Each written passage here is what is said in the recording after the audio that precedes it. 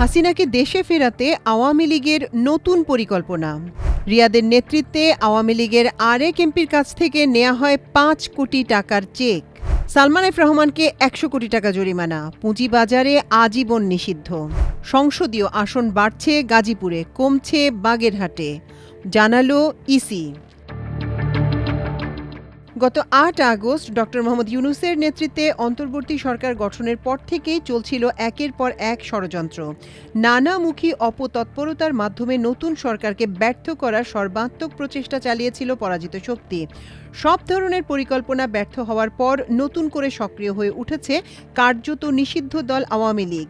এবার তাদের টার্গেট বড় ধরনের হামলা চালিয়ে দেশকে অস্থিতিশীল করে তোলা। আওয়ামী লীগের নেতা বাহাউদ্দিন নাসিম এবং সাবেক প্রধানমন্ত্রী শেখ হাসিনার সহকারী একান্ত সচিব সাইফুজ্জামান শেখরের নির্দেশে দেশকে অস্থিতিশীল করার চক্রান্ত চলছে।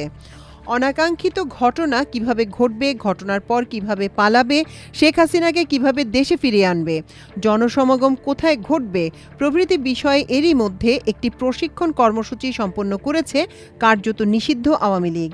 ৮ই জুলাই সকাল ১০টা থেকে সন্ধ্যা ৬টা পর্যন্ত রাজধানীর একটি কনভেনশন হলে ওই প্রশিক্ষণ সম্পন্ন হয়।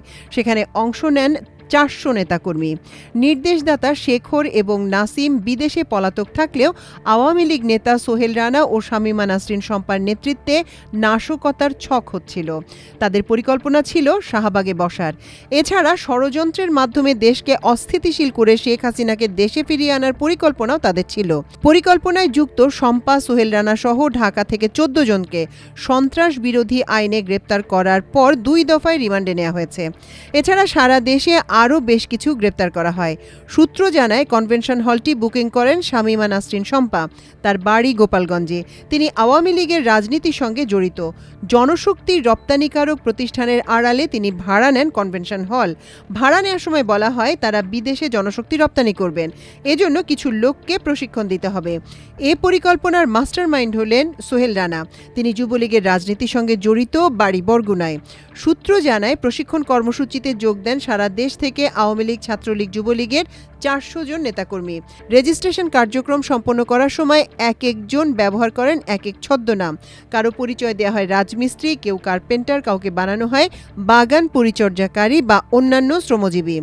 কনভেনশন হলের ম্যানেজার আওয়ামী লীগের নেতাদের পরিকল্পনার কথা জানলেও হলের অন্য স্টাফরা কিছুই জানতেন না। তবে মামলা হওয়ার পর পুলিশ যখন তদন্তে যায় তখন সবাই জানতে পারেন সবকিছু। বিষয়টি নিয়ে কাজ করছে বেশ কয়েকটি গোয়েন্দা সংস্থা। সবার আগে তথ্য পায় এনএসআই এবং এসবি। এই ২ গোয়েন্দা সংস্থার দেয়া তথ্য অনুযায়ী শম্পা ও সোহেল রানাকে গ্রেপ্তার করে ঢাকা মহানগর গোয়েন্দা পুলিশ।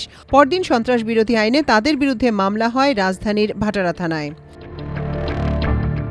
রাজধানীর গুলশানে আওয়ামী লীগের সাবেক এমপির পরিবারের কাছ থেকে চাঁদাবাজির মাসখানেক আগেও বৈষম্যবিরোধী ছাত্র আন্দোলনের সাবেক নেতা আব্দুর রাজ্জাক বিন সোলাইমান ওরফে রিয়াদ আরেক এমপির কাছ থেকে চাঁদা নিয়েছেন বলে অভিযোগ পাওয়া গেছে। অভিযোগ অনুযায়ী রিয়াদের নেতৃত্বে একটি দল সাবেক এমপি আব্দুল কালাম আজাদের অফিসে হামলা চালিয়ে প্রায় ৫ কোটি টাকার চেক নিয়ে যায়।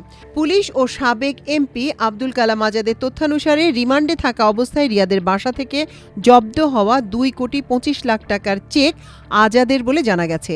তিনি নবম জাতীয় সংসদের রংপুর ৬ আসনের এমপি ছিলেন। বিষয়টি নিয়ে আজাদ বলেন, গত ২৬শে জুন রিয়াদের নেতৃত্বে ১০-১২ জনের একটি দল তার অফিসে ঢুকে হুমকি দেয়। তারা বলে, আপনি নিজে থানায় যাবেন না আমরা নিয়ে যাব। তারপর তারা বলে, টাকা দেবেন না বাইরে যে ২০০ লোক আছে তাদের জুতার বাড়ি চড়থাপ্পড় খাবেন। যেহেতু আমার কাছে নগদ টাকা ছিল না, তাই তারা আমার মোবাইল ফোন ও প্রায় ৫ কোটি টাকার চেক নিয়ে যায়। আজাদ আরও দাবি করেন, তারা আমাকে শেখ হাসিনার দোসর উল্লেখ করে চাঁদা দাবি করে হুমকি দেয়। তবে পরে তার মোবাইল ফোন ফেরত দেওয়া হয় বলেও তিনি জানান। এ বিষয়ে তদন্ত চলছে বিধায় আজাদ আর কোনো মন্তব্য করতে চাননি। ২০০৯ সালে শেখ হাসিনা রংপুর ৬ আসন ছেড়ে দেওয়ার পর উপনির্বাচনে আজাদ এমপি নির্বাচিত হন। এর আগে আজ বুধবার দুপুরে ডিএমপি মিডিয়া সেন্টারে এক সংবাদ সম্মেলনে ডিএমপির গণমাধ্যম ও জনসংযোগ বিভাগের উপকমিশনার মোহাম্মদ তালেবুর রহমান জানান, রিয়াদের বাসা থেকে প্রায় ২ কোটি ২৫ লাখ টাকার চেক জব্দ করা হয়েছে। পুঁজিবাজারে অনিয়ম ও বিনিয়োগকারীদের স্বার্থহানির অভিযোগে আইএফআইসি ব্যাংকের সাবেক চেয়ারম্যান সালমান এফ রহমান, তার ছেলে ও সাবেক ভাইস চেয়ারম্যান আহমেদ শায়ান ফজলুর রহমানকে আজীবন পুঁজিবাজারে অবাঞ্ছিত ঘোষণা করা হয়েছে। পুঁজিবাজার নিয়ন্ত্রণ সংস্থা বাংলাদেশ সিকিউরিটিজ অ্যান্ড এক্সচেঞ্জ কমিশনের আর্থিক জরিমানা সহ আরও কয়েকটি শাস্তিমূলক সিদ্ধান্ত নিয়েছে। সভায় সভাপতিত্ব করেন বিএসইসি চেয়ারম্যান খন্দকার রাশেদ মাকসুদ। বিএসইসির সিদ্ধান্ত অনুযায়ী আইএফআইসি ব্যাংকের তৎকালীন চেয়ারম্যান সালমান ফজলুর রহমানকে আজীবনের জন্য পুঁজিবাজারে অবাঞ্ছিত ঘোষণা এবং তাকে ১০০ কোটি টাকা জরিমানা করা হয়েছে। একই সঙ্গে ব্যাংকের তৎকালীন ভাইস চেয়ারম্যান আহমেদ শায়ান ফজলুর রহমানকেও আজীবনের জন্য অবাঞ্ছিত ঘোষণা এবং তাকে ৫০ কোটি টাকা জরিমানা করা হয়। এছাড়া আইএফআইসি ইনভেস্টমেন্টস লিমিটেডের তৎকালীন সিইও ইমরান আহমেদকে ৫ বছরের জন্য পুঁজিবাজারে সব ধরনের কাজ থেকে নিষিদ্ধ করা হয়েছে। ব্যাংকের তৎকালীন ব্যবস্থাপনা পরিচালক শাহ আলম সারওয়ারের বিরুদ্ধেও আইনগত ব্যবস্থা নেয়ার সিদ্ধান্ত হয়েছে। নির্বাচন কমিশনার মোহাম্মদ আনোয়ারুল ইসলাম সরকার বলেছেন, গাজীপুরে সবচেয়ে বেশি ভোটার রয়েছে, এজন্য গাজীপুরে একটি আসন বাড়ানোর প্রস্তাব দিয়েছে সীমানা নির্ধারণ কারিগরি কমিটি। এছাড়া বাগেরহাটে ভোটার সংখ্যা কম হওয়ায় এ জেলা থেকে একটি আসন কমানোর জন্য প্রস্তাব দিয়েছে এই কমিটি। বুধবার রাজধানীর আগারগাঁওয়ে নির্বাচন ভবনে নিজ কার্যালয়ে সাংবাদিকদের এসব তথ্য জানান মোহাম্মদ আনোয়ারুল ইসলাম। তিনি বলেন, যে আসনে সবচেয়ে বেশি ভোটার সেখানে একটি আসন বাড়ানোর জন্য বলেছে কারিগরি কমিটি। এছাড়া যে আসনে ভোটার সবচেয়ে কম সেখান থেকে একটি আসন কমানোর প্রস্তাব করেছে। সারা দেশে ৩৯টি আসনে পরিবর্তন আসছে জানিয়ে ইসি আনোয়ারুল ইসলাম বলেন, ১০ আগস্ট পর্যন্ত এ বিষয়ে দাবি আপত্তি নেওয়া হবে। সীমানা নির্ধারণে আগে যেসব বিষয় গুরুত্ব দিতে হয় তা জানিয়ে কমিশনার বলেন, সংবিধানের ১১৯ থেকে ১২৪ ধারা অনুযায়ী জাতীয় নির্বাচনে সীমানা নির্ধারণ করার দায়িত্ব কমিশনের। এই সীমানা নির্ধারণে কিছু বিশেষজ্ঞর মতামত নেওয়া হয়। ঐকমত্য কমিশনের সুপারিশ নেওয়া হয়।